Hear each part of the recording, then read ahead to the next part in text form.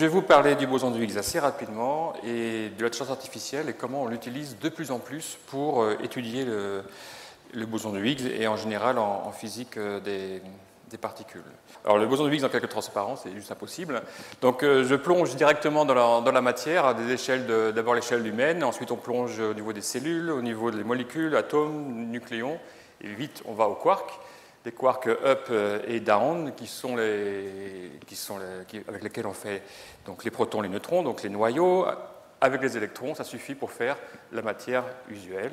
Également les neutrinos qui sont émis de temps en temps dans certaines réactions. Et pour l'accélérateur, on a découvert une deuxième famille, une troisième famille. Et pour l'instant, c'est tout. Il y a bonne raison de penser qu'il n'y en a que 3. Et on ne sait pas pourquoi il y en a 3. On a également trouvé l'antimatière, qui est exactement la même chose, sauf avec des charges opposées.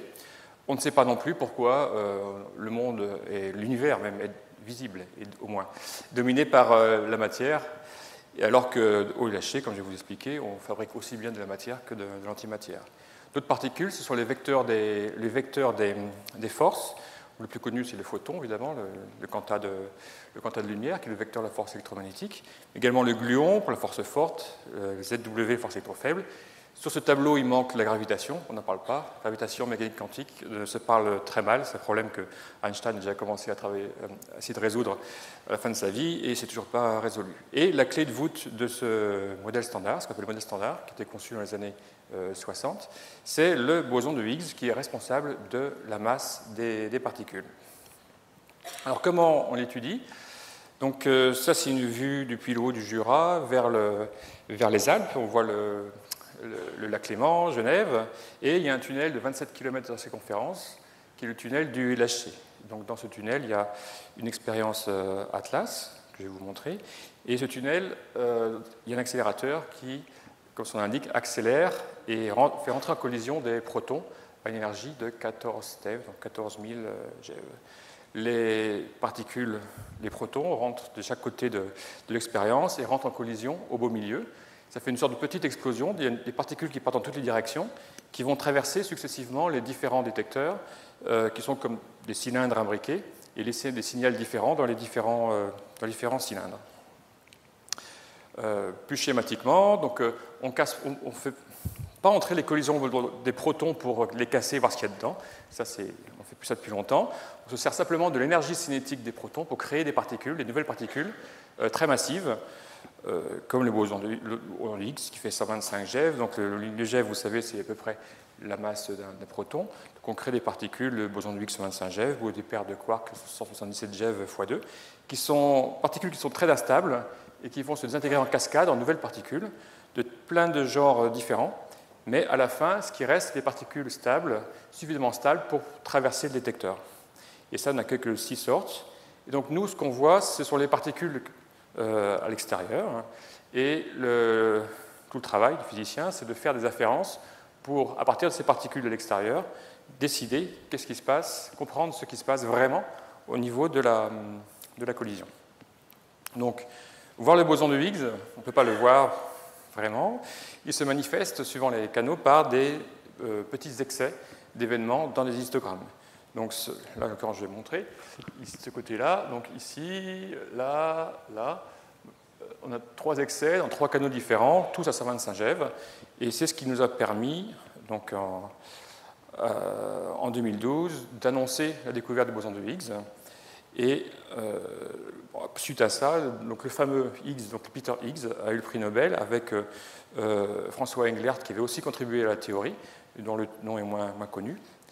Et le prix Nobel a été donc attribué au théoricien qui avait anticipé le boson de Higgs, ou du moins le mécanisme de Higgs, il y a plus de 40 ans. Alors qu'est-ce qu'on fait maintenant? On ne s'est pas arrêté là. Donc je fais un flashback en astronomie, une histoire qui est assez connue, je pense. Uranus avait été découverte à la fin du XVIIIe siècle, et en mesurant précisément sa trajectoire, on s'est rendu compte qu'elle n'obéissait pas exactement à la gravitation universelle. Et donc Urbain Le Verrier, qui était astronome à l'Observatoire de Paris, a supposé qu'il y avait une planète au-delà du système solaire connu à l'époque, qui perturbait l'orbite de Neptune, d'Uranus, pardon.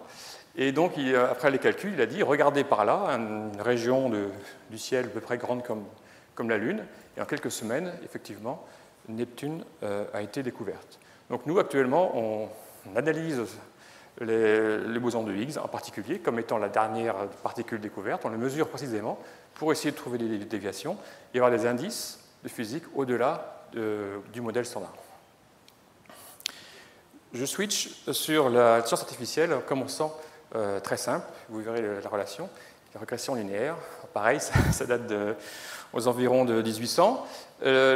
Donc on a ici un nuage de points, ou je fais au hasard, hein, c'est le PNB par habitant pour chaque pays, et en X et en Y, c'est le bonheur moyen. Et on voit une corrélation, et donc on ajuste ça, on fait ça au lycée. Et le but, c'est de construire un modèle qui, étant donné X, en l'occurrence le PNB par habitant, nous donne Y, en l'occurrence le bonheur moyen. Et donc, construire un modèle F de telle sorte qu'on passe de X à Y en se basant sur des données, c'est une grosse partie de l'intelligence artificielle actuellement. Je ne sais pas vous, mais le voir comme ça simplifie quand même, ça démystifie pas mal les choses. Donc les X, ça peut être quoi? Ça peut être écriture manuscrite vers du texte, photo, reconnaître des personnes sur les photos, l'image, traduction, les paroles, jouer aux échecs, la voiture autonome.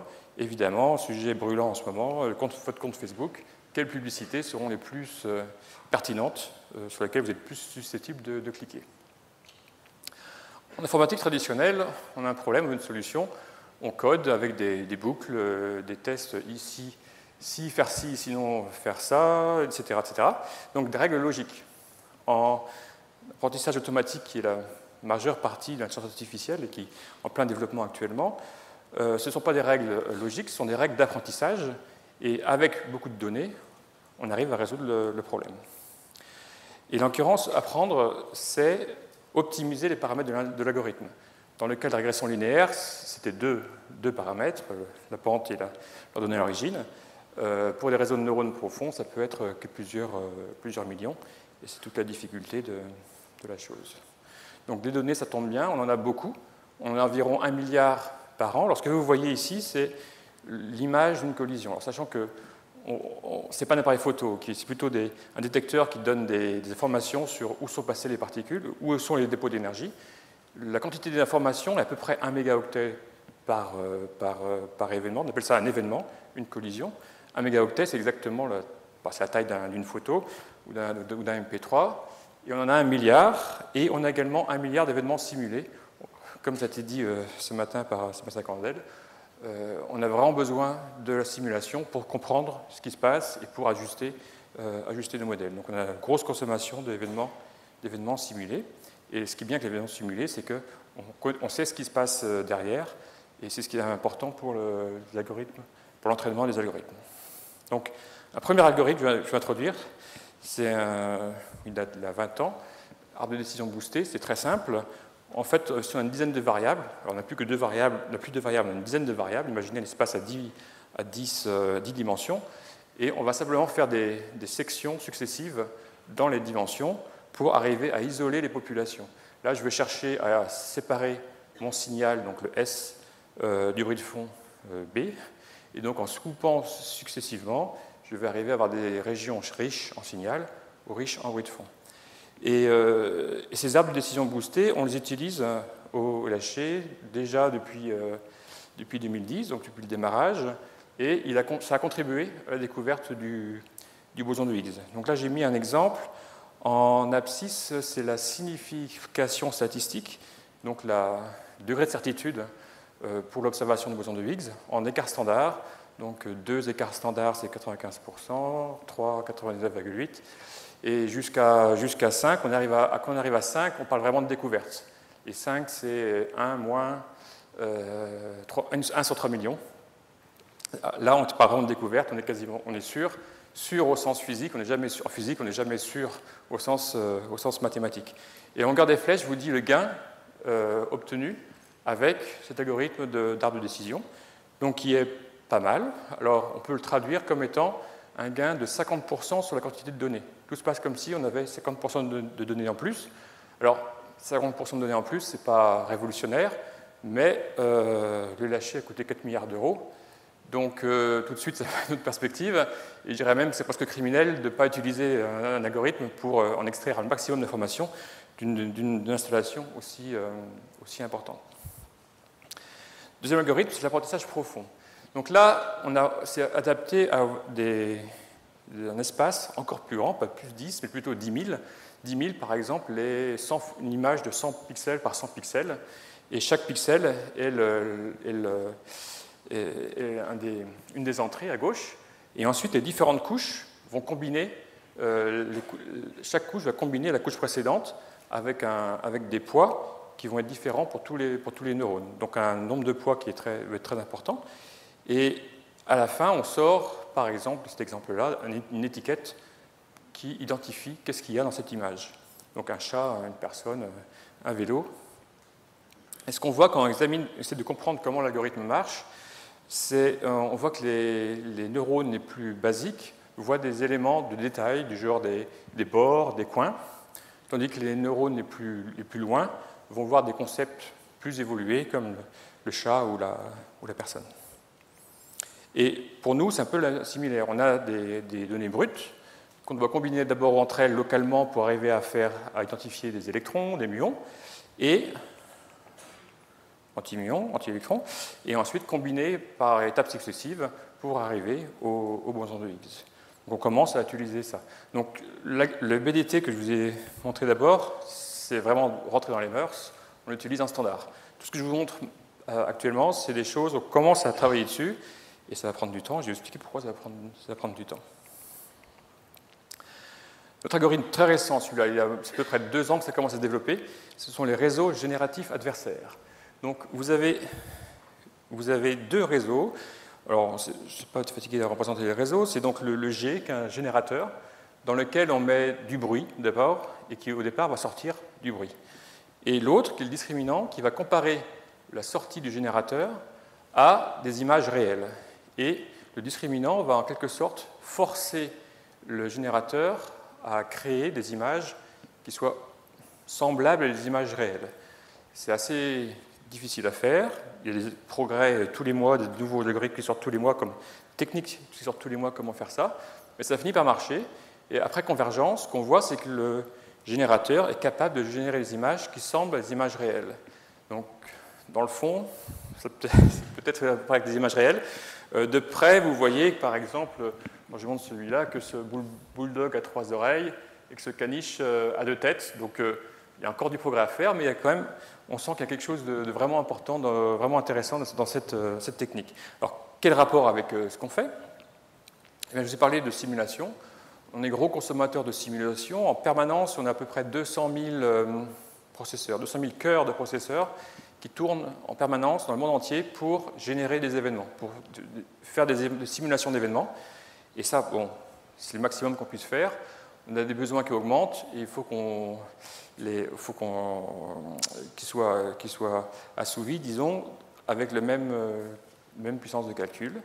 Et donc ce qu'on va faire, c'est qu'on va alimenter ce GAN avec des événements simulés, et de telle sorte que le générateur va apprendre à faire des simulations. Sachant qu'un réseau de neurones, l'entraînement est très dur, mais une fois entraîné, c'est vraiment de l'algèbre linéaire extrêmement rapide et facilement paralysable. Et le gain en temps de calcul il est facteur 1000, voire 10 000. Et là-dessus, il se trouve que j'ai eu un stagiaire, un de vos collègues en stage de césure là-dessus, au départ, qui a montré que ça commençait à marcher. J'ai actuellement un étudiant qui travaille dessus. Les 2 lignes représentent des images pour, d'une part, la simulation, d'autre part, le GAN. Vous voyez qu'à l'œil, ça semble marcher. Après, quand on regarde dans le détail, on voit que la simulation, on a ces structures-là en pic, on comprend très bien. Le GAN n'arrive pas très bien à simuler ça, donc ça, c'est à peu près l'équivalent du caniche à 2 têtes. On voit qu'il y a quelque chose, on voit qu'il y a un potentiel, mais encore beaucoup de travail pour que ça marche vraiment. Le transfert de style, c'est une autre application des GAN, où là, il y a un réseau de neurones qui va en fait être alimenté en 2 types d'images. L'exemple ici, c'est donc soit des vraies photos, soit des tableaux de monnaie. Et il va ensuite être capable de repeindre, de traiter des photos et transformer en tableau de monnaie, ou, je trouve plus fort, c'est prendre un tableau de monnaie et le transformer en photo. Et même si, en regardant de près, on peut voir que la petite maison est un peu tordue, au niveau du rendu couleur, je trouve que c'est pas mal du tout. Et quelle application on peut avoir de ce type d'algorithme, transfert de style? L'application, elle a un nouveau niveau par rapport aux simulations. On a beaucoup de simulations, et quel que soit l'effort qu'on met dans ces simulations, il y a toujours des désaccords par rapport aux données réelles, des petits réglages à faire qui actuellement sont faits à la main et sont source d'erreurs systématiques. Et on pense appliquer le transfert de style pour cela. Et j'ai eu un autre brillant stagiaire en stage de césure, c'était Gauthier, qui a travaillé sur ce genre de choses. Du coup, j'en ai eu un central et un supélec, j'ai coché les deux cases. Dernier algorithme, apprentissage par renforcement. Où vous avez entendu parler c'était 2 ans, AlphaGo, qui a battu les meilleurs joueurs de Go du monde. Et plus récemment, très récemment, en décembre, AlphaZero, qui est capable, à partir de rien, en jouant contre lui-même, alors que AlphaGo avait d'abord commencé à étudier des parties enregistrées de bons joueurs sur Internet, AlphaZero, lui, joue contre lui-même en partant de zéro et est capable d'apprendre à jouer d'une part au Go, d'autre part aux échecs, d'autre part aux échecs japonais, séparément. Et après apprentissage, faisant quelques millions de parties contre lui-même pendant 3 jours, bat homme, machine, en particulier AlphaGo. Et c'est assez impressionnant. Et donc, quelle application pour nous?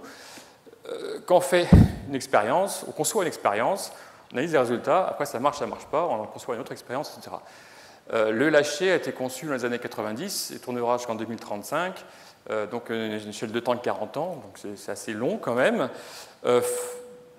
Heureusement, il y a des parties de cette expérience qui sont facilement virtualisables. C'est la partie sélection des événements. Je vous ai dit qu'on avait 1 milliard d'événements, c'est des événements qui sont écrits sur disque, sélectionnés. En pratique, on en a 40 000 fois plus. Il y a des logiciels super optimisés qui les trient en ligne. Et il y a vraiment des experts qui passent leur vie, des thèses entières, pour l'optimisation de ces logiciels de tri. Et en fait, ce processus-là peut être virtualisé complètement de telle sorte qu'on peut définir un ensemble de règles de tri rapide et les appliquer en quelques millisecondes.